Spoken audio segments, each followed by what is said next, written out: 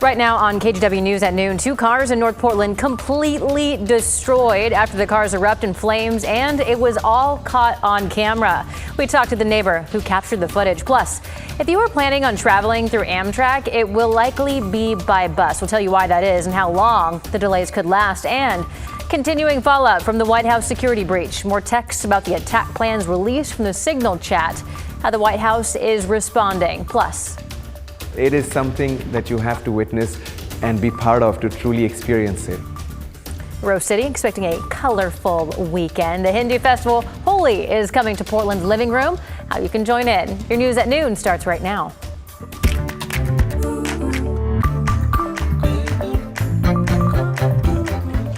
We start at noon with video of 2 cars on fire in the middle of a North Portland neighborhood this morning. This happened just before 5 on North Congress Avenue and North Morgan Street. 2 cars obviously completely destroyed there. Thank you for joining us. I'm China Green. Now, we have learned that no one was hurt in this fire, but according to someone living in the area, one of the cars was a construction work truck belonging to one of 4 roommates of the resident, and the smaller car belonged to another roommate.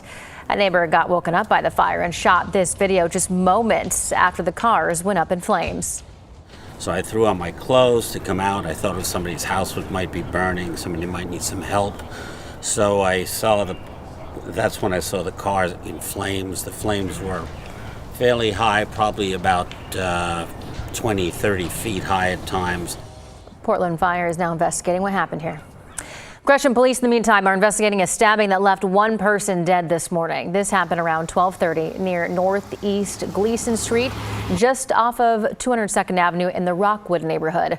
Officers were responding to reports of a stabbing and found a person dead. No word on any arrests, but police say there is no danger to the public. Anyone with information should call Gresham police. New at noon, we're learning that crews are working to remove the bump that has troubled drivers for years on Highway 26 near Seaside. ODOT said that this morning, 100 yards of asphalt are getting removed across all 4 lanes of US 26 at milepost 13. Now, 2 lanes do remain open for traffic, but drivers may expect some delays there. And this area of the bumps and potholes have caused cars to crash. An Oregon State Police trooper said at least 3 drivers have crashed here this month, including one who crashed through a guardrail just downhill from the bump. ODOT recently reduced the posted speed from 35 to 25 miles per hour, but some drivers say it's still too fast. And if you are taking Amtrak over the next few days, it will likely be by bus instead of train. Amtrak says it's discovered corrosion on several of its rail cars and decided to pull the cars from service until it can be fixed. Only one Amtrak Cascades train is currently running, making a single round trip from Seattle to Eugene and back. Until further notice, Amtrak has chartered buses as a substitute for most scheduled train service.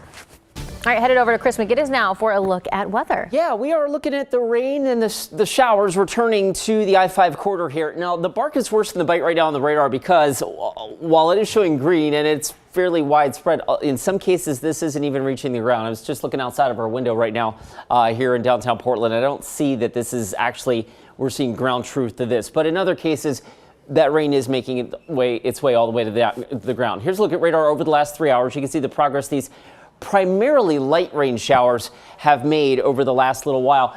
One thing that we were talking about earlier this morning that has not yet materialized is the potential for thunder. As we look at the lightning strike data across the Northwest over the last 3 hours, we have not yet seen any lightning strikes from mid-morning on. That's not to say that it wouldn't happen, but a sign that maybe the atmosphere has become a little bit more stable than we earlier thought. Visible satellite, well, it's not showing my cloud cover, but certainly the Rose City Sky Camera does.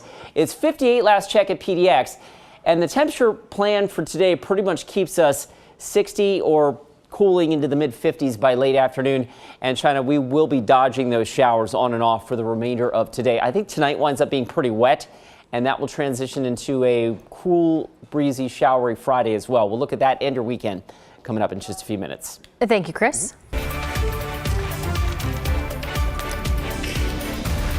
A follow-up continues from that Signal group chat involving nearly all of the Trump administration's senior national security leaders.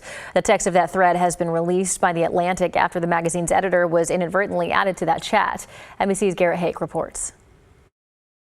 This morning, calls are growing louder for an independent investigation into the now infamous Signal group chat featuring top Trump administration officials and a magazine editor who was inadvertently included. On Wednesday, The Atlantic released screenshots of the entire days-long group discussion. President Trump dismissing the entire episode as overblown. The press upplays it. I think it's all a witch hunt. The new screenshots show Defense Secretary Pete Hegseth writing hours before American airstrikes on Iran-backed rebels in Yemen were set to begin. At 12:15, F-18s launch, the first strike package. At 1:45, strike drones launch. 2:10, more F-18s launch. And writing that 5 minutes later, quote, is when the first bombs will definitely drop. But the messages did not contain any information about specific targets. Hegseth continuing to insist he did nothing wrong. There's no units, no locations, no routes, no flight paths, no sources, no methods, no classified information. The White House agreeing no information shared on the app was classified. There was no classified information transmitted. There were no war plans discussed. The president, less definitive. Do you still believe nothing classified was shared? Well, that's what I've heard. I don't know. Brad Bowman is a former Army Black Hawk pilot and former military advisor to 3 Republican senators. Is that credible to you? The information related to future military operations is the essence of classified information. It is difficult for me to imagine anything more classified than that. Senate Armed Services Chair Republican Roger Wicker now calling for an independent investigation. I would have wanted it classified. With top intelligence officials back on Capitol Hill for a second day, outraged Democrats demanding a stronger response from the White House, including firings. There can be no fixes, there can be no corrections until there is accountability. That was Garrett Hake reporting. Also from the White House, President Donald Trump has announced 25% tariffs on all cars and parts shipped into the United States starting next week. The White House says companies that import vehicles under the United States-Mexico-Canada agreement will get special consideration. It's not clear what that entails yet. President Donald Trump also saying he expects automakers to relocate to the United States. A lot of companies are going to be in great shape because they've already built their plant. But their plants are underutilized, so they'll be able to expand them inexpensively and quickly. But others will come into our country and build, and they're already looking for sites. About 54% of cars sold in the United States are also made in the U.S., while the rest largely come from Mexico, South Korea, Japan, Canada, and Europe. Jury deliberations are underway in the case of a former Timbers goalie who sued a team doctor for medical malpractice. This goes back to 2018 when Jake Gleason developed shin pain and was diagnosed with stress fractures. His lawyers say that he was told that he needed metal plates attached to both shin bones. One of the club physicians performed the surgery. Gleason was never able to play again after an infection led to additional surgeries. Their lawsuit alleges that Dr. Richard Edelson did not properly sanitize the plate used during surgery. Lawyers for Edelson argue that the flash sterilization method used was appropriate. And this young man's treating doctor, someone he trusted to keep him safe, then concealed from him what really happened. The question is, does IUSS 4 minutes of steam sterilization at 270 degrees Fahrenheit sterilize an implant? And the answer is still yes.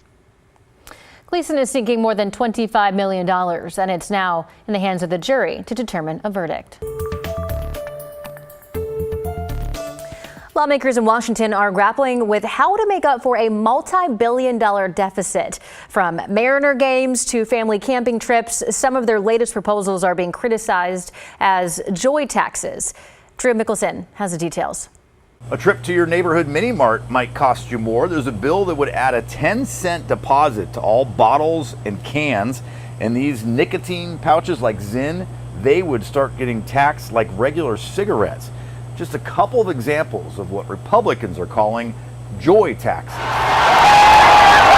That ticket for a Mariner or Seahawk game, it'd go up $1, along with a ticket for the next must-see music show. The Discover Pass that you need to get into state parks, it would increase from $30 to $45 a year, along with hikes in hunting and fishing license rates. I've got to look at a list because there's so many examples. House Minority Leader Representative Drew Stokesbury calls the list troubling. from tacking on a new tax on gun purchases to a move to increase liquor permit costs for banquets and weddings. You might hear from Democrats that they want to tax wealthy Washingtonians and big businesses, and yes, they are taxing those folks, but they're also taxing regular people too. And I hope that regular people realize how many nickel and dime taxes they'll have to pay, literally taxing the joy out of their lives. When I think about what taxes pay for, people find joy in having a well-funded public school. They find joy in having services at the local, county and city levels that work, having infrastructure. Democrats behind the tax and budget proposals say the increases are needed to avoid deep, painful cuts. Senator Mark Elias proposed a 6-cent per gallon gas tax increase this summer and higher ferry rates to help pay for road projects. In terms of taxing fun, I think what is most fun is where you can get where you need to go efficiently and safely. That was Drew Mickelson reporting from Washington. All of the new proposals will be up for debate at the Capitol over the next month.